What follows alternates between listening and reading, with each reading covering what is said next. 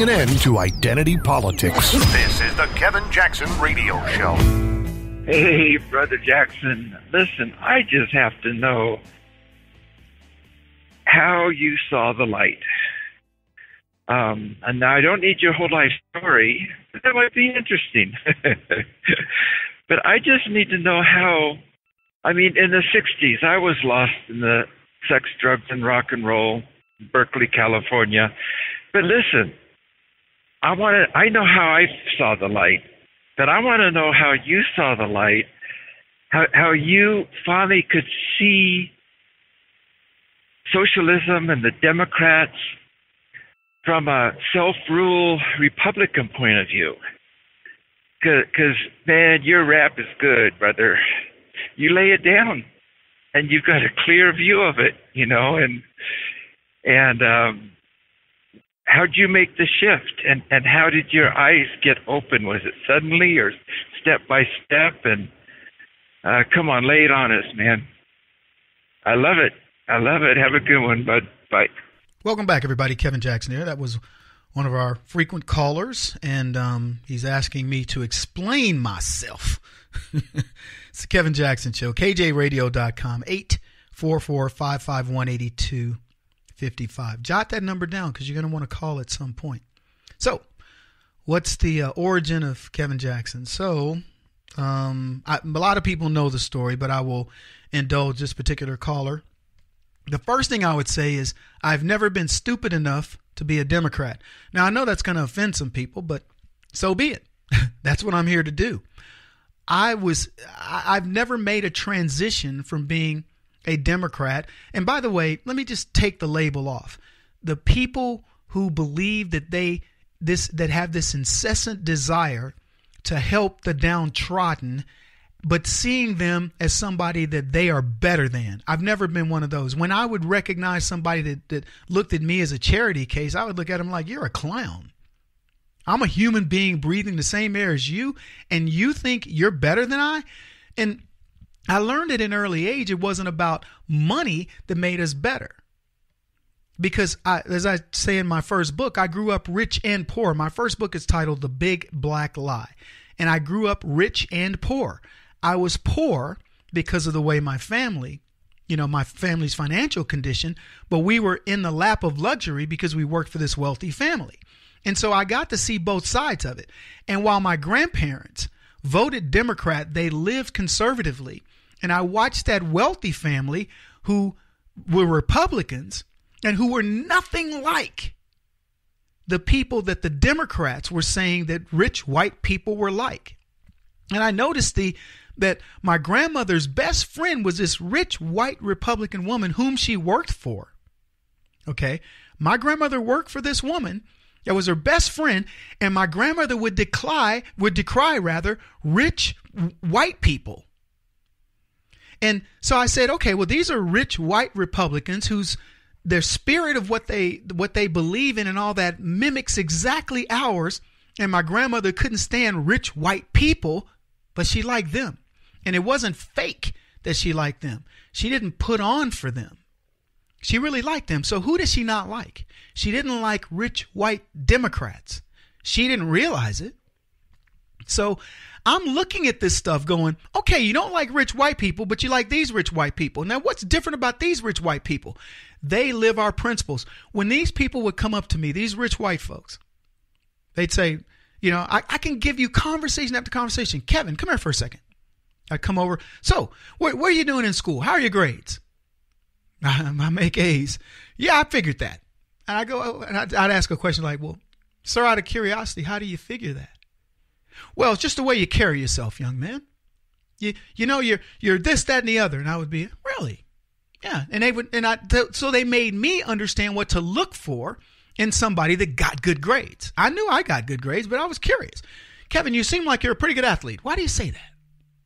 Well, it's the way you walk. I can tell by this or that. I was like, wow, okay. And so they taught me things, and I'd be, well, why do you do this, such and such? Oh, wait, the reason why you do that, Kevin, is this or that. And I'd overhear their conversations about what to invest in and why and how to save and things that they did as kids. And I'd go, sir, why did you do that as a kid?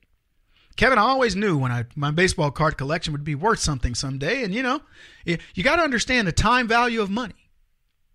Things like this.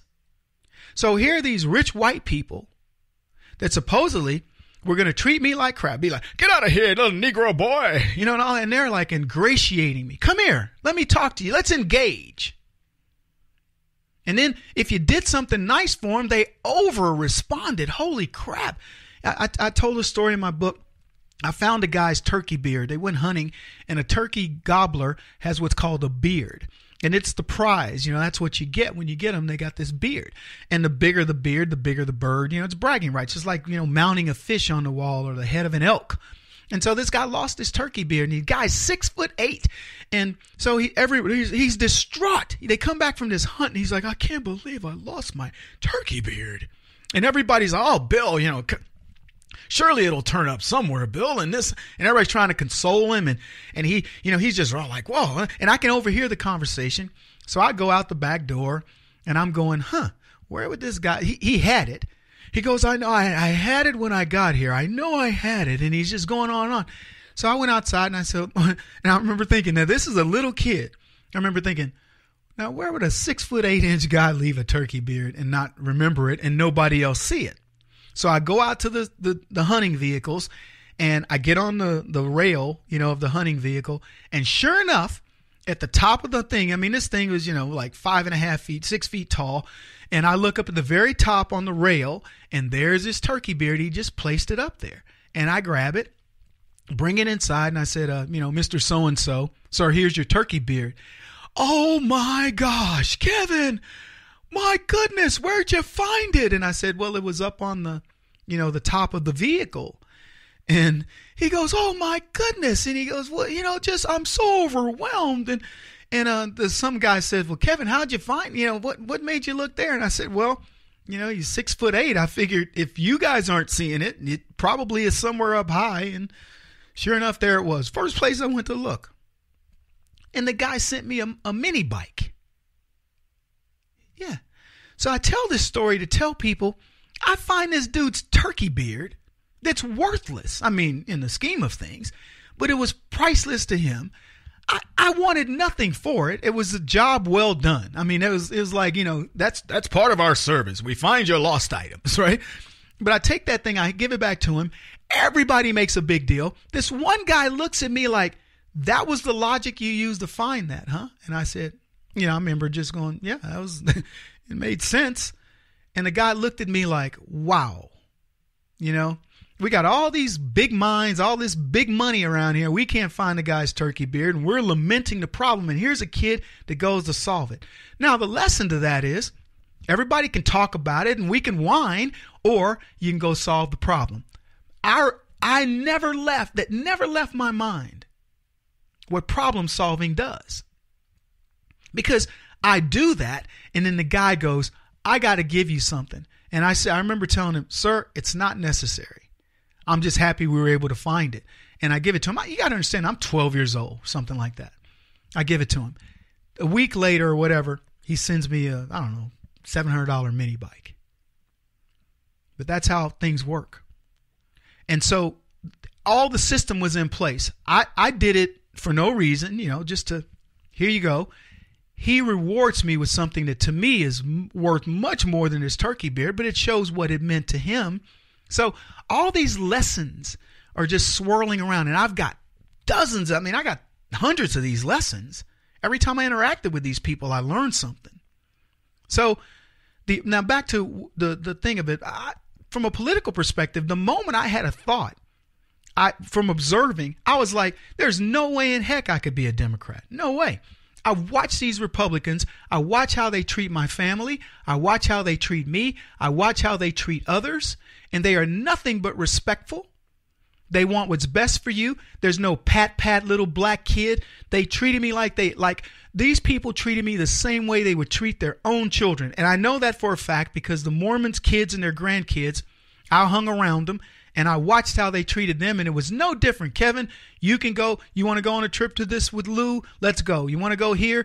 Oh, for Mona and Lou Jr. are going to do, Louis III rather, are going to do this. You can do it. Whatever their kids did, I did. So I watched that. And then I watched the world around me. I watched the degradation of blacks and how Democrats talk to us and how they made us feel. And I said, there's no way I could ever be that. It's not inside of me one iota. And that's how I came to be.